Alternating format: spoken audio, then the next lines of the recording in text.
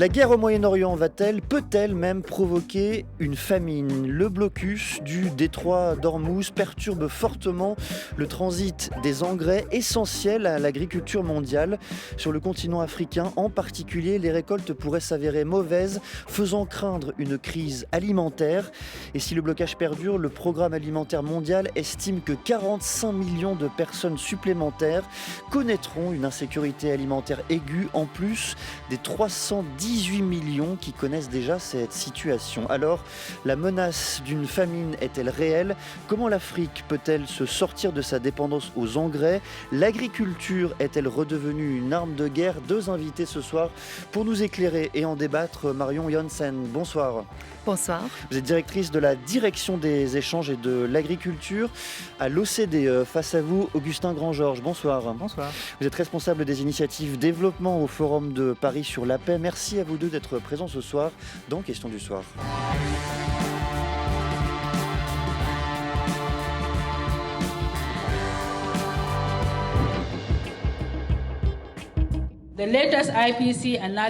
La dernière analyse IPC fait état d'une aggravation de la situation en matière de sécurité alimentaire dans tout le pays pendant la période de pénurie prévue.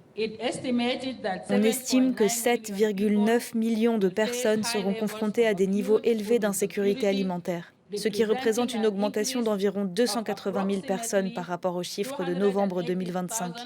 La détérioration de la sécurité alimentaire et de la situation nutritionnelle résulte d'une combinaison de facteurs. Les conflits et les déplacements de population ont perturbé les moyens de subsistance, limité l'accès aux moyens de production et coupé les populations des marchés essentiels. Les perturbations sur les marchés et la hausse des prix des denrées alimentaires ont encore réduit le pouvoir d'achat des ménages, tandis que les inondations ont aggravé les difficultés auxquelles sont confrontées les communautés touchées. Lily Albino Akol, la ministre de l'Agriculture et de la Sécurité alimentaire du Soudan du Sud, coordinatrice auprès des Nations Unies. Commençons par les termes de la discussion, les termes du débat dans un article que vous avez signé, Augustin Grand-Georges, pour Le Grand Continent, cette revue en ligne. Vous avez parlé à plusieurs reprises de famine potentielle qui pourrait survenir dans le cadre de cette crise, de cette guerre au Moyen-Orient, famine qui pourrait survenir localement en Afrique subsaharienne, en Afrique tout court d'ailleurs. Est-ce que ce terme de famine est le bon selon vous ? Alors effectivement, les termes sont importants et je pense qu'il est important de commencer par là. Il ne s'agit absolument pas d'être alarmiste et je n'ai pas écrit cet article pour ça.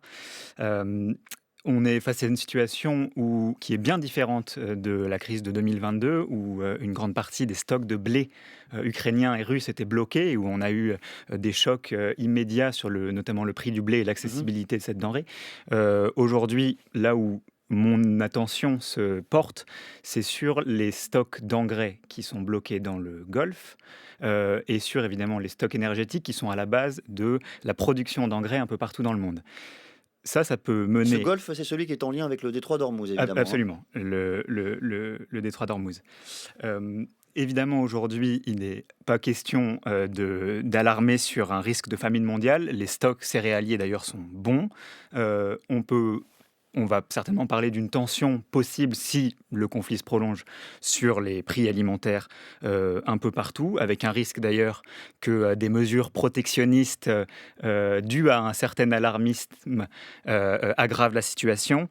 Mais en réalité, il faut se concentrer sur des cas où les engrais viendraient à manquer dans les 2 à 3 mois qui viennent, spécialement en Afrique et en Asie du Sud-Est, qui mettraient à défaut les récoltes des prochains mois. Marion Jansen, sur ce terme-là, celui de famine, est-ce que vous préférez l'expression d'insécurité alimentaire ou ce mot-là de famine vous convient-il ? Nous préférons certainement clairement utiliser le mot incertitude, mais pas seulement alimentaire. L'incertitude est plus large car l'effet le plus immédiat maintenant c'est sur les prix du pétrole, donc ça affecte toute l'économie. Donc il y a une grande incertitude dans le marché. Pour nous, en ce moment, on ne va pas encore les prix des produits agricoles de base augmenter beaucoup. Le blé a augmenté un peu, mais le prix du riz, par exemple, il a même baissé. Le soja a juste augmenté un tout petit peu. Donc, pour l'instant, l'accès à la nourriture n'a a changé, oui, mais pas d'une façon alarmante. Comme disait déjà Augustin, l'engrais est utilisé maintenant pour une production dans quelques mois. Mais dans quelques mois, il y aura déjà la récolte de l'hémisphère nord, que celle-là, elle est en train de produire avec des engrais qui étaient déjà utilisés avant la crise d'Ormuz. Si nous avons la chance d'une bonne récolte, alors ça ira pour les prix aussi. Tout va bien alors à vous entendre tous les deux. Pourquoi avoir écrit un article sur le sujet alors Augustin Grand-Georges? Comment cette guerre au Moyen-Orient peut-elle tout de même, selon vous, créer de l'insécurité en matière alimentaire, hein? C'est le sujet du jour.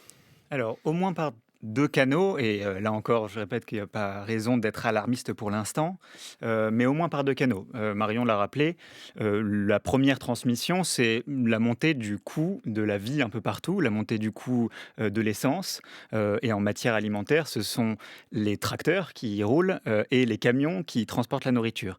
Ça, c'est une augmentation un peu pour tout le monde du coût de production alimentaire. Ensuite, c'est le coût des engrais, parce que les engrais, qu'ils soient azotés ou phosphatés, qui sont les deux grands nutriments qu'on utilise pour la production des plantes, sont des dérivés en grande partie du gaz et du pétrole. Et on pourra y revenir. Mais donc la tension sur les prix des hydrocarbures affecte immédiatement les prix des engrais, et donc va certainement pousser un petit peu à la hausse les coûts de production pour les agriculteurs. Maintenant, il y a des régions qui ont des besoins d'engrais dans les prochaines semaines, les prochains mois. Je parlais tout à l'heure d'Afrique, en particulier d'Afrique de l'Est et d'Asie du Sud-Est, qui vont avoir besoin d'utiliser ces engrais et d'y avoir accès.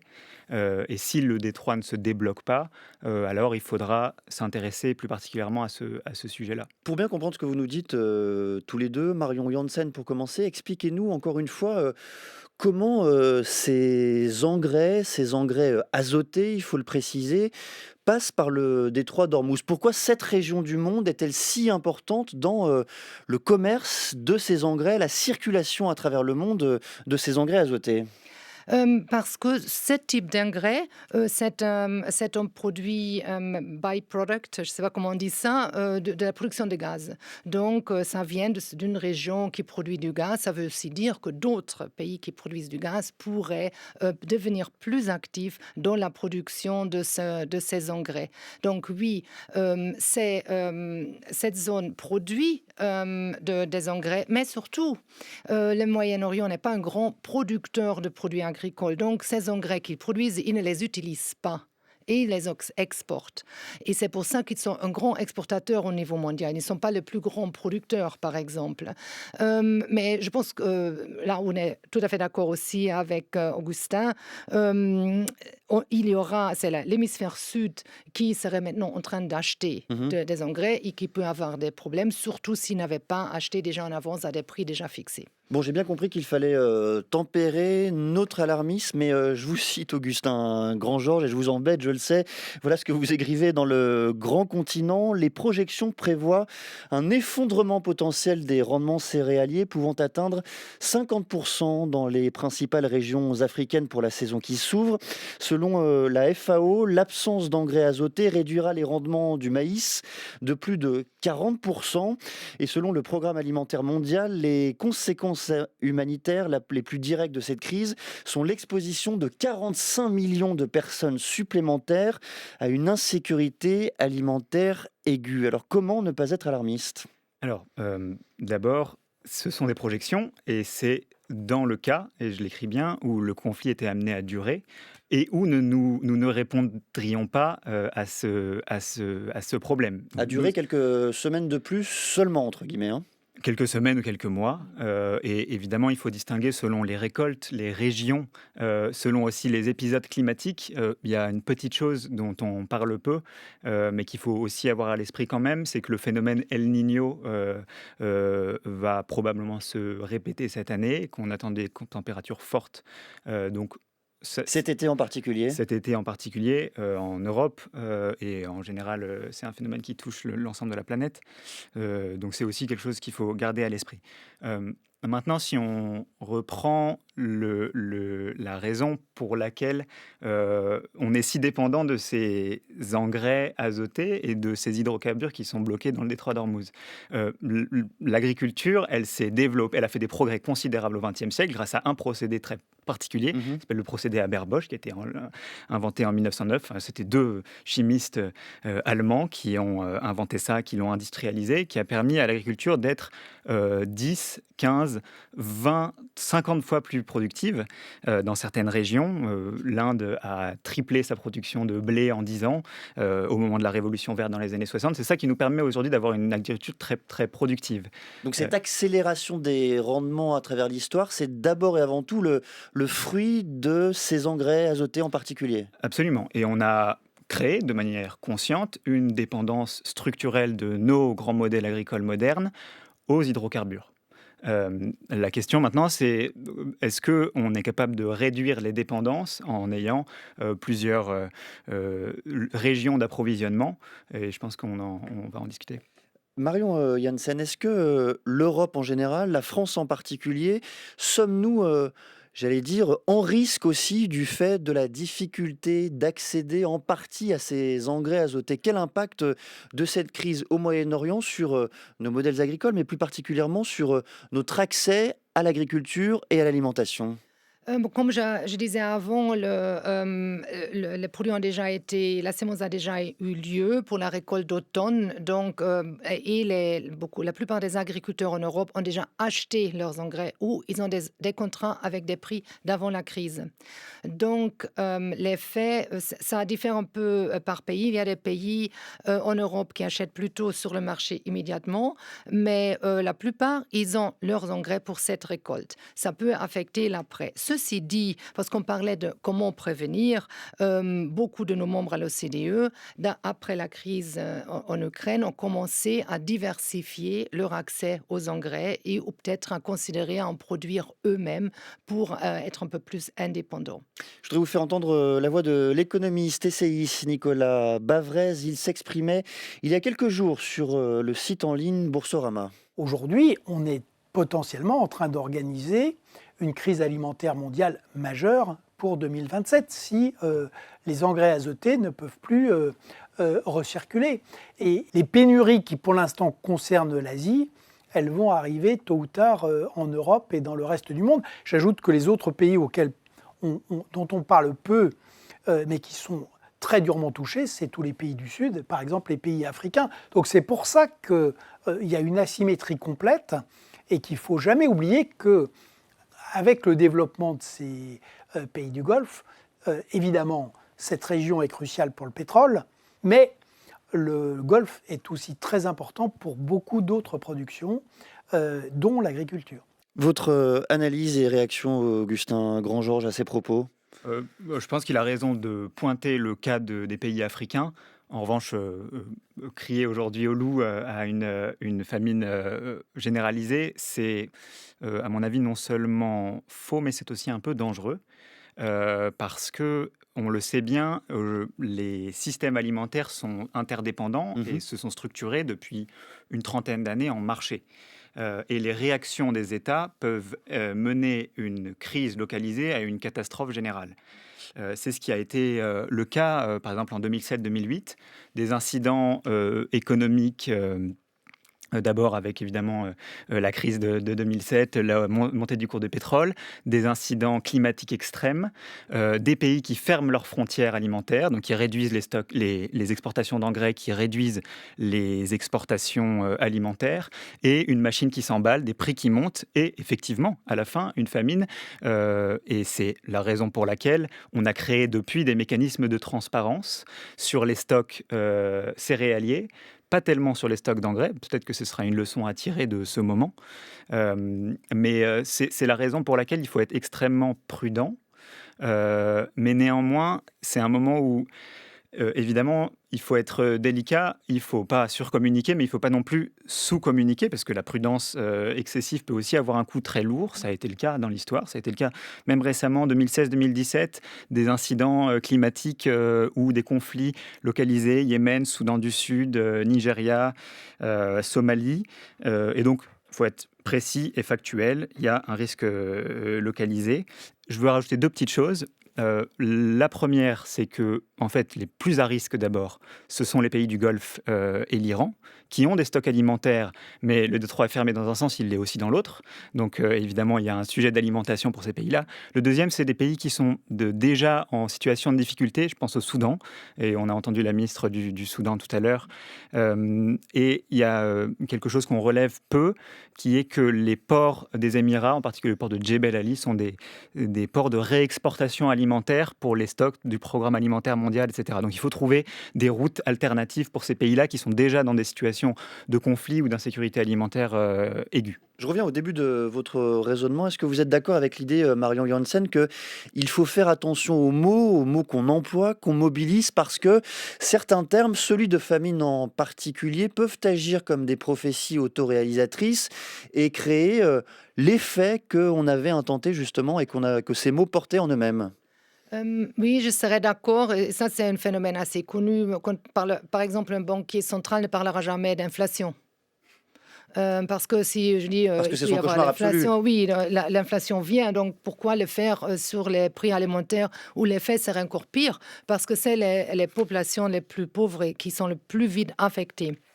Donc, ces prévisions, on doit plutôt les voir de la façon on dit maintenant, et là, ce qu'on vient d'écouter va dans cette direction, de dire il peut y avoir un grand problème en 2027. Et je pense qu'on est d'accord là-dessus. Le problème sera plutôt sévère en 2027 plutôt qu'immédiatement.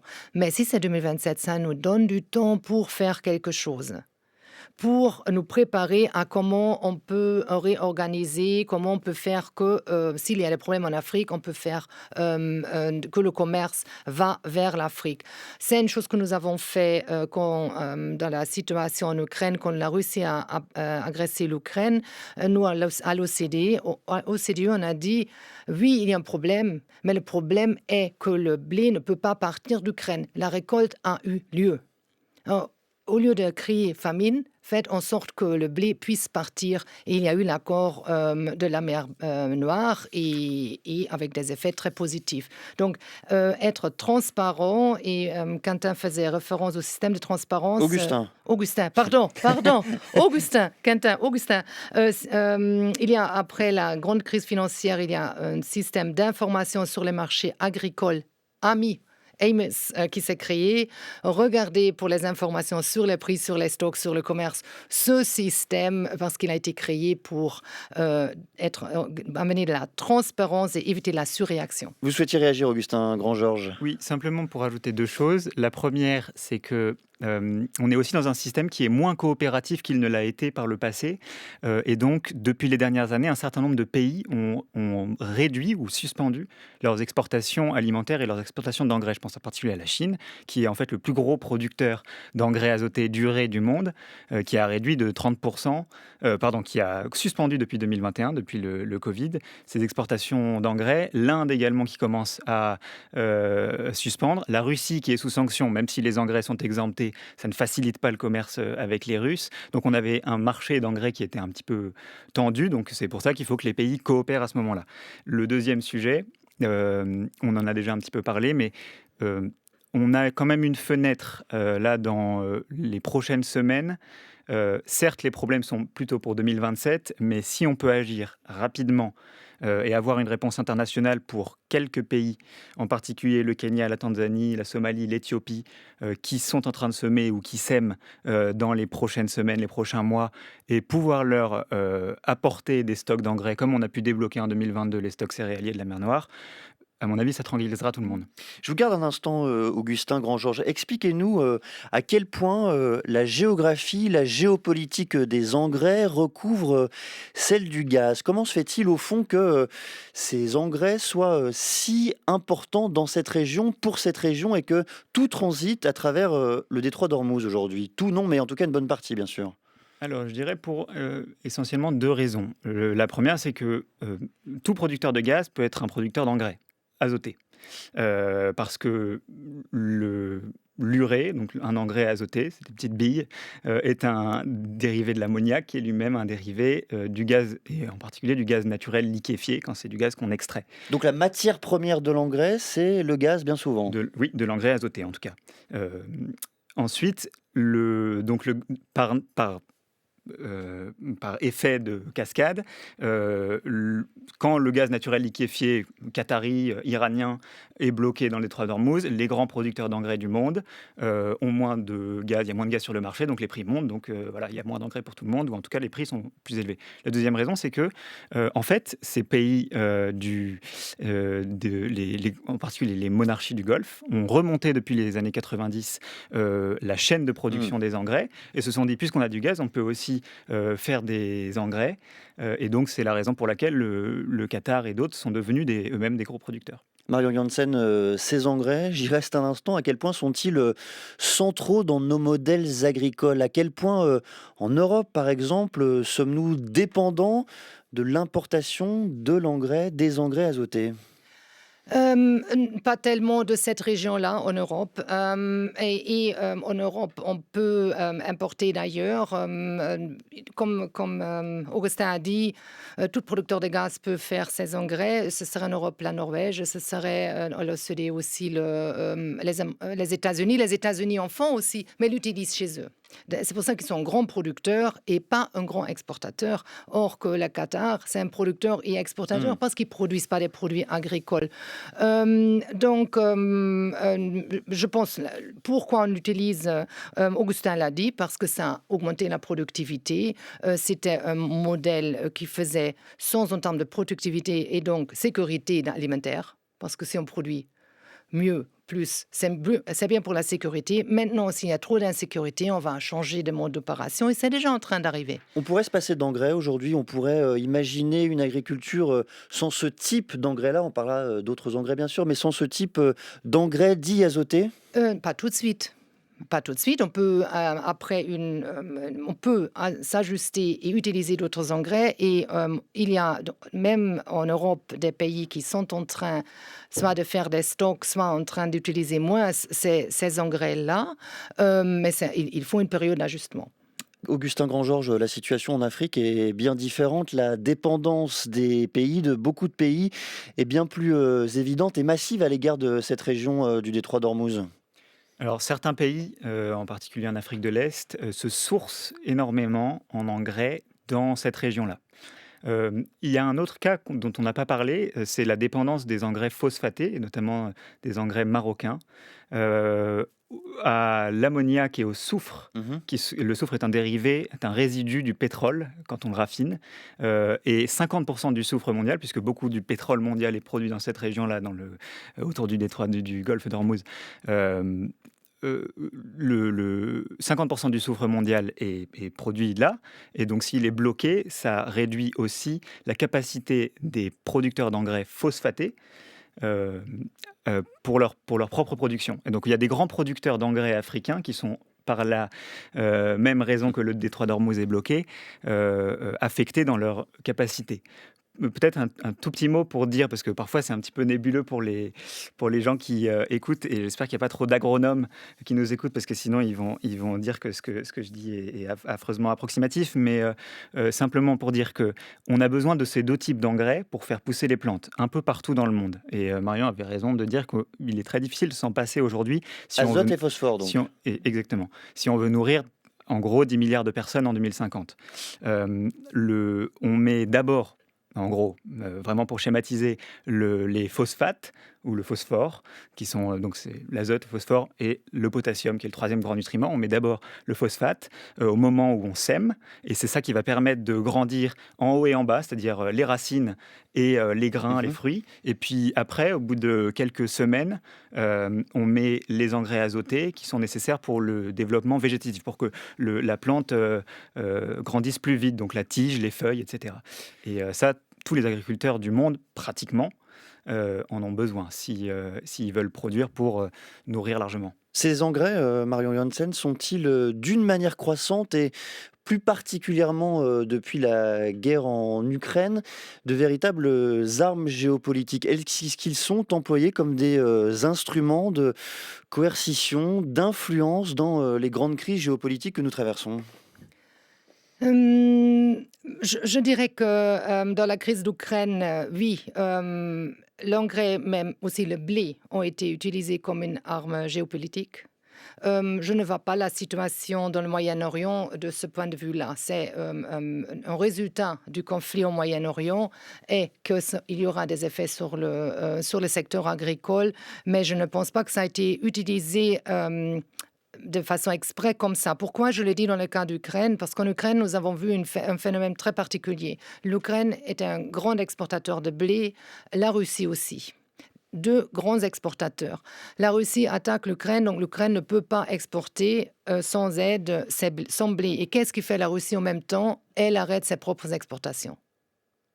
Alors là, c'est vouloir avoir un effet sur les marchés global. Donc ça, c'était, oui, utiliser le secteur agricole et même plus le blé, aussi les engrais, mais surtout le blé, comme une arme géopolitique. À cette époque, oui, c'est un grand... je dirais que c'est un choc pour la communauté internationale de voir que ça se fait de nouveau. Vous êtes d'accord, Augustin Grandgeorges, avec l'idée que le régime iranien, au fond, n'utilise pas l'agriculture comme une arme, comme une manière aussi de mettre la pression sur certains acteurs géopolitiques qui interviennent directement ou indirectement dans ce détroit d'Ormuz? Si, totalement. Il le fait complètement à dessein et de manière ouverte. J'ai l'impression aussi que les États-Unis le font dans l'autre sens. Et c'est une guerre d'usure où personne n'a intérêt à ce que ça dure, mais paradoxalement, chacun croit que le temps joue en sa faveur. Pour revenir sur la Russie est coutumière du fait. En fait, l'arme alimentaire, ça fait très longtemps qu'elle existe, mais la Russie l'a beaucoup utilisée, notamment en Ukraine. Le fameux épisode Holodomor dont on a beaucoup parlé en 1932-33, Staline a affamé l'Ukraine en confisquant les récoltes de blé ukrainiennes. Il y a eu plusieurs autres épisodes localisés au Biafra dans les années 70, en Éthiopie en 84. Et l'arme alimentaire revient aujourd'hui, mais d'une manière un petit peu différente. Et la Russie sait très bien utiliser cette arme-là en jouant, parce que maintenant, comme on le disait, les systèmes alimentaires sont des marchés, ils sont interdépendants, et donc on peut jouer en mettant un choc dans le système. Je vous coupe, pardonnez-moi, qu'est-ce que cela signifie les systèmes alimentaires sont devenus des marchés concrètement? Quelle est la réalité derrière ce terme, cette expression? Ça veut dire qu'on produit quelque part et on consomme autre part. Ça veut dire qu'on... Et ça, c'est nouveau. C'est beaucoup plus développé qu'avant. C'est plus répandu, mais au fond, ça existait déjà depuis bien longtemps, depuis des décennies, on l'imagine. Depuis des décennies, oui, à une moindre échelle dans d'autres siècles, mais on a aujourd'hui des systèmes de marché pour les engrais, pour les grands céréales, etc., qui font que on a affaire à un système qui est sans doute un petit peu plus vulnérable qu'il y a quelques années. Pourquoi ? Parce que d'abord la population a augmenté, parce que en raison de la concurrence dans le système, les stocks ont été optimisés, parce qu'il fallait réduire les coûts, parce qu'il y a des aléas climatiques plus fréquents, parce que les marchés agricoles sont maintenant financiarisés, et donc ils sont soumis à la spéculation. Et donc, l'interdépendance de ces grands marchés peut créer, dès lors qu'il y a un choc dans le système quelque part, des effets en cascade. Et en fait, on se rend compte que depuis 2007-2008, et en fait c'est en train de s'accélérer. On a eu le Covid, la crise ukrainienne, la crise d'Ormuz. Le système alimentaire mondial est de plus en plus vulnérable à des chocs localisés. Quelle réponse alors, Marion Janssen? Par quelle réponse, j'entends quelle réponse internationale? Si on prend le cas particulier de cette crise, de cette guerre qui a cours présentement au Moyen-Orient, comment s'organisent aujourd'hui les organisations, les instances internationales pour éviter le pire en 2027, on l'a compris? Bon, d'abord, le commerce a joué un rôle assez constant dans les dernières années. 20% des calories, c'est ce que nous utilisons, passent une frontière, au moins une frontière. Donc ça, c'est 1/5 de ce qu'on mange. On peut dire, en général, seulement de passe une frontière. Je suis d'accord avec Augustin. Nous voyons une augmentation de la fréquence des crises qui affecte tout le système de commerce international. Je suis directrice pour les échanges en général. Qu'est-ce que nous faisons? Nous aidons nos membres à penser à comment on peut rendre le système plus résilient. On a vu, oui, dans le passé, on disait just in time, donc on n'avait pas le stock. Maintenant, on dit just in case. Nous avons plus de stock. Beaucoup de pays sont en train de diversifier d'où ils achètent, où ils vendent, où ils produisent un peu plus à la maison. Il y a des systèmes de transparence, comme je disais déjà. Et après, il y a d'autres activités. Par exemple, nous, ce que nous faisons, nous aidons des pays, notamment en Afrique, de produire eux-mêmes des semences de qualité. Et la sémence, c'est important. Parce que ça veut dire que si je plante une sémence, je sais qu'est-ce qui va pousser. Et je n'ai pas une probabilité 50% que ça ne marche pas. Ça veut dire qu'on a moins besoin structurellement d'engrais lorsque la qualité des semences est plus élevée? Moins d'engrais, mais surtout plus de productivité sans penser engrais. Donc, dans un pays de Tanzanie où nous avons travaillé, c'est un pays qui est devenu d'un importateur total un exportateur de certains produits agricoles. On travaille sur la possibilité de faire des semences de qualité, de les faire certifier et donc de pouvoir les vendre soit à des voisins ou soit plus loin. Ce que je voudrais dire aussi sur le commerce, il ne faut pas oublier que souvent les crises de récolte sont localisées. Historiquement, dans toute l'histoire, il y a eu des pays qui ont eu des mauvaises récoltes. Dans ces cas-là, il n'y a rien de mieux que le commerce pour éviter une famine. C'est cela, au fond, Augustin Grand-Georges, la double solution qui est offerte aux pays en difficulté. D'abord, produire souverainement, c'est-à-dire produire à la maison, comme disait Marion Janssen, et puis diversifier autant que possible l'accès, l'importation aux engrais? Oui. Ce sont ces deux volets-là, dans un contexte où on voit que le sujet de la souveraineté alimentaire, pour toutes les raisons qu'on a dites, pour la fragilité du système, le retour du protectionnisme, font que le sujet de la souveraineté alimentaire revient comme enjeu politique un peu partout. Et donc, ça veut pas dire être complètement autosuffisant, personne n'en est capable. En revanche, c'est être capable de produire les denrées de base chez soi, pouvoir nourrir sa population si le commerce se tend, et diversifier ses approvisionnements, à la fois en intrants, en particulier en engrais, et en nourriture, en alimentation. Pourquoi dites-vous que nul n'est capable d'être autosuffisant aujourd'hui en matière de production alimentaire? Parce que nos régimes sont très diversifiés.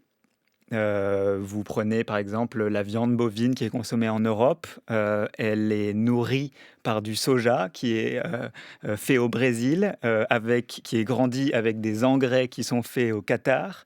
Donc tout le système est interdépendant parce que nos régimes sont diversifiés.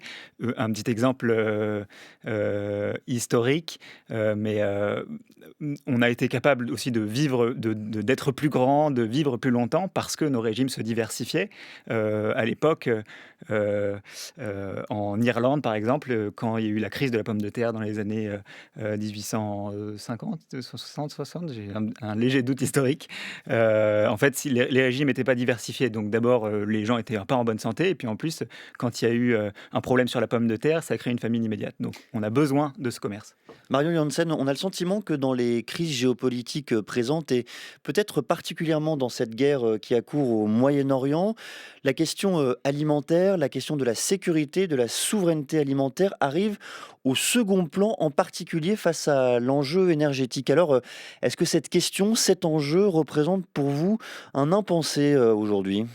Non, absolument pas. Je viens d'une réunion de notre comité d'agriculture et je vous assure que nous avons passé des heures à parler de Mais ce que vous y thème. travaillez, c'est une chose, mais vous avez peut-être un biais. Je parle dans le débat public aujourd'hui. Ce que nous intéresse est de comprendre le problème et de savoir qu'est-ce qu'on peut faire pour éviter que la situation devienne pire ou que le scénario le plus grave se réalise. Je pense qu'Augustin a donné des bonnes idées là concernant les engrais qui pourraient être mis à la disposition de certains pays en Afrique. Et comme je dis, nous avons été très dans l'action déjà dans la crise en Ukraine et on parle, et on agit et on continue après. Pas de crise, on n'en parle pas. Augustin Grand-Georges, même constat au fond, pas d'impensé en matière d'insécurité alimentaire?